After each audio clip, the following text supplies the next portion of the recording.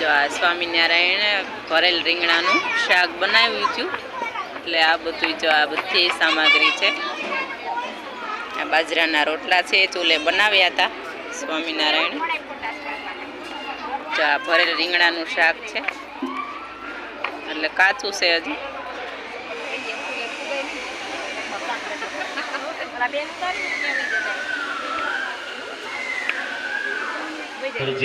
અને આ ગીરની અંદર રહેવા માટે એક દિવસ માટે આવતા હોય છે. ત્યાં આપણે કાયમને માટે રહીએ છીએ. આપણું બહુ મોટું સદભાગ્ય છે.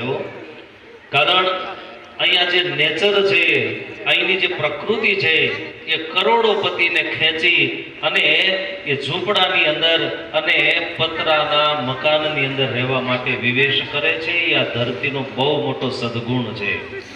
અને આજના શાકોત્સવની માટે કેવું હોય તો ધરતી ઉપર મર્યાદા પુરુષોત્તમ ભગવાન રામચંદ્ર પ્રભુએ પધારી રઘુવંશની એ પવિત્ર કીર્તિને એને ઉજાળી મર્યાદાના માધુર્યનું જેને દર્શન કરાવ્યું. ત્યાર પછી દ્વાપરના અંતમાં યદુવંશની 51મી પેઢીએ ભગવાન નંદનંદન યશોદાનંદન ભગવાન કૃષ્ણચંદ્ર પ્રભુ બળરામજીની સાથે પધાર્યા. જેણે આ સમાજને બહુ મોટું માર્ગદર્શન આપ્યું, સમાજને રીતિ શીખવાડી. અને આજ એ વૈષ્ણવ પરંપરા જગતની અંદર સુપ્રસિદ્ધ છે ભક્તો.